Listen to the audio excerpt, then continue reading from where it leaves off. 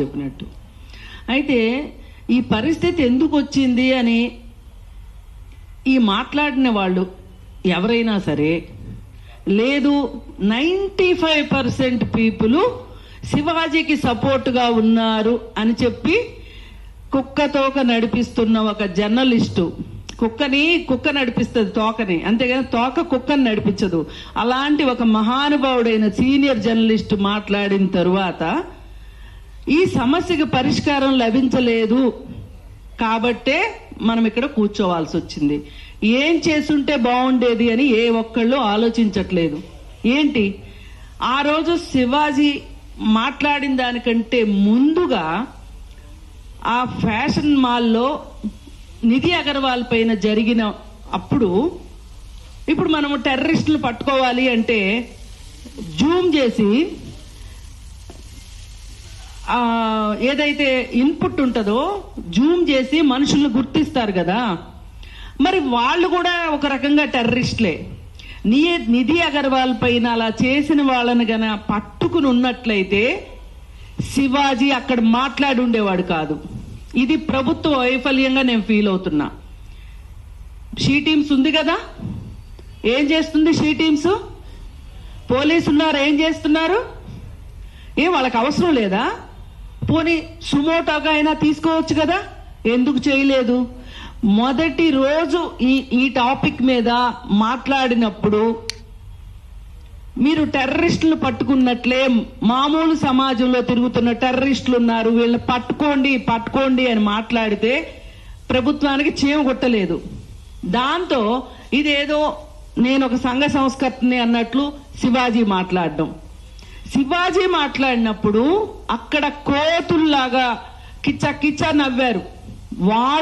వాళ్ళు కూడా నిందితులే. అతను సామాన్లు అనగానే నవ్వేరు చూడండి, వాళ్ళని జూమ్ చేసి వాళ్ళని పట్టుకోవాలి. ఎందుకురా నీకెందుకు నవ్వొచ్చింది, మంగపతి అని ఎంకరేజ్ చేశారు కదా, వాళ్ళని కూడా పట్టుకోవాల్సిన అవసరం ఉంది. వాళ్ళని పట్టుకోకపోవడమే చాలా మంది కోతులకి మాటలు వచ్చినాయి. ఈ రోజు ఇంతమంది ప్రెస్ లో మాట్లాడారు, గంటలు ఎన్ని రోజులండి వాళ్ళని అటాక్ చేయలేక, వాళ్ళకి సంస్కారం నేర్పించలేక జరిగింది ఇది. ఇక్కడ మగపిల్లలు అన్యాయం అవుతున్నారు. బాధితులు ఆడపిల్లలే కాదు, రేపు పొద్దున ఈ మగపిల్లలు మీరిచ్చిన ప్రోత్సాహంతో వాళ్ళు గాని అత్యాచారం దాకా వెళ్ళక్కర్లా, జస్ట్ బుల్లే చేస్తే కూడా ఆ అమ్మాయి గాని ధైర్యంగా కంప్లైంట్ ఇస్తే మీ మీద 354 ABCD అట్రాక్ట్ అవుతుంది. ఆ రోజు తెలుస్తుంది, తల్లుల్లారా మీకు తండ్రుల్లారా, ఈవేళ మీరు 95% లో చేరిపోతే రేపు పొద్దున మీ పిల్లలు గాని కేసుల్లో ఇరుక్కుంటే ఈ శివాజీ రాడు, ఈ సంధ్యారెడ్డి రాదు, ఎవరూ రారు. ఆఖరికి పేరు మోసిన గొప్ప జర్నలిస్టు ముసలివాడైపోయాడు, కురువృద్ధుడని చెప్పుకుంటున్నాడు, ఆ కురువృద్ధుడు కూడా రాడు అని చెప్తుంటే ఒక్కళ్ళకంటే చీమ గుట్టినట్టు లేదు. రోజుకి స్పైక్ పెరుగుతా ఉంది. దీనికి తోడు ఇవన్నీ జరిగిన తర్వాత ఇంకొక విషయం, గంగాధర్ శాస్త్రి అనబడే ఒక దగుల్బాజీ ఏం మాట్లాడాడో తెలుసా అండి? అందరి నోటీస్కి వచ్చిందో లేదో, విచిత్రమైన బట్టలు వేసుకుని మగవాళ్ళని ఆకర్షించుకునే బట్టలు వేసుకునే ప్రతి ఆడపిల్ల నా దృష్టిలో వేశ్య అని పబ్లిక్ గా ఇంటర్వ్యూ ఇచ్చాడు. ఎంత షేమ్ అంటే నేను అంటాను, ఆ అమ్మాయి వేశ్యలకు కూడా హక్కులున్నాయి, వాళ్ళ తరఫున కూడా మేము పోరాడతాం, భయమేం లేదు. ఇక్కడ వేశ్యలు ఈ సమాజం తయారు చేయబడిన వాళ్ళు. ఆ వేశ్యల దగ్గరికి వెళ్ళే విటుల సంగతి ఏంటి? వాళ్ళు గొప్ప వాళ్ళ? 4 నామాలు పెట్టుకొని 2 బొట్లు పెట్టుకొని వేశ్యల దగ్గరికి వెళ్తే సరిపోతుందా? ఏం గంగాధర్ శాస్త్రి, ఇది ఖచ్చితంగా ఇట్లాంటి వాళ్ళ వల్లనే, ఈ చీడ పురుగుల వల్లనే ఈ సమస్య ఎక్కువ అవుతుంది. ఒక పక్క వేశ్యల్ని బ్లేమ్ చేస్తారు, ఓ పక్కన సినిమా హీరోయిన్లు బ్లేమ్ చేస్తారు, ఓ పక్కన రోడ్డు మీద వెళ్ళే పిల్లల్ని బ్లేమ్ చేస్తారు.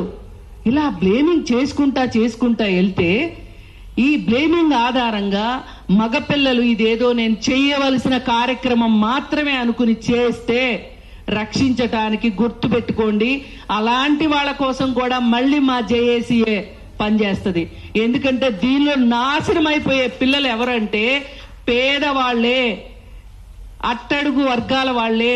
ఇప్పటికే వాళ్ళు ఈ ప్రభుత్వాల వల్ల అణిచివేయబడిన వర్గాల నుంచి వచ్చే మగపిల్లలు పాపం తెలిసి తెలియక యూట్యూబుల్లో ఇవన్నీ చూసి, డబ్బులున్న వాళ్ళు ఇక్కడ దాకా రాదు వాళ్ళ వ్యవహారం, వాళ్ళ డబ్బులే వాళ్ళని రక్షిస్తుంది.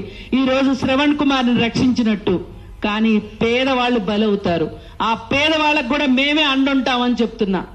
కానీ ఇది సరి చూసుకోవాల్సిన సమయం, సమాజం మొత్తం ఆలోచించాల్సిన సమయం వచ్చింది అని నేను చెప్పాలనిపిస్తుంది. ఇంకొక మాట, మీరందరూ కలిసి మగపిల్లలకి రైట్ ఉంది, అమ్మాయి బట్టలే కారణం వాడు అలా చేయడానికి, వాడికి హార్మోనల్ ఇంబ్యాలెన్స్ వచ్చి వికారాలు వచ్చి అది చేస్తాడు ఇచ్చేస్తాడు అన్నందుకు ఈ చర్చలన్నీ ఒక కన్నడ యాక్టర్ చూసినట్లుంది బాగా. ఆమె ఏం స్టేట్మెంట్ ఇచ్చిందో తెలుసా అండి? ఢిల్లీలో వీధి కుక్కల్ని బయట ఎక్కడో షెల్టర్లో పెట్టమని చెప్పారు కదా, మరి ఇలాంటి అబ్బాయిలను కూడా షెల్టర్లో పెట్టాలేమో, అప్పుడే సమాజం బాగుంటదేమో అని చెప్పింది. ఇది నిజంగా తల్లిదండ్రులు ఆలోచించండి. మీ పిల్లలు ఒక శివాజీ మాట వినో, లేకపోతే శివాజీ మాట్లాడింది కరెక్ట్ అనే 95% మీరుంటే, మరి సమాజం మీ పిల్లల్ని ఎక్కడ ఉంచుతానంటోంది?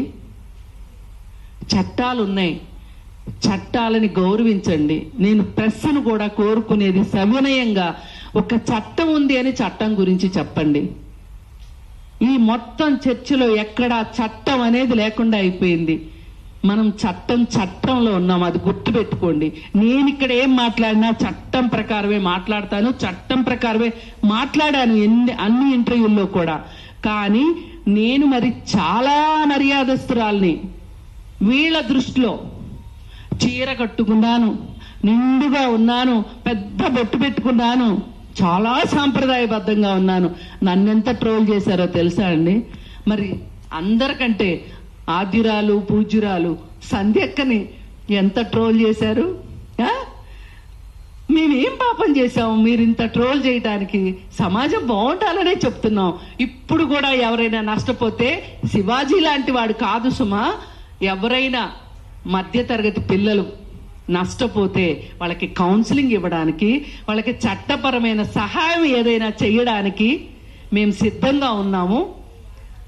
మమ్మల్ని కూడా అర్థం చేసుకోండి. మేము ఎందుకు మహిళల పట్ల ఇలా మాట్లాడుతున్నాము ఇది అర్థం చేసుకుంటారని ప్రెస్ కూడా థంబ్నెయిల్స్ ఇష్టారీతిని పెట్టే విషయంలో కావచ్చు. ఏమండి, మంచి మాట సంవత్సరాల తరబడి నిలబడుతుంది, ఒక చెడ్డ మాట చాలా త్వరగా పాపులర్ అవుతుంది, అంతే త్వరగా మాయం అవుతుంది.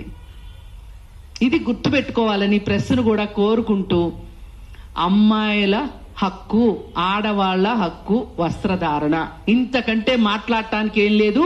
వస్త్రధారణ గురించి ఇంకొకళ్ళు ఎవరైనా మాట్లాడాలి అని సాహసిస్తే కూడా చర్యలు చాలా తీవ్రంగా ఉంటాయి అని మటుకు చెప్పదలుచుకున్నాను. Thank you.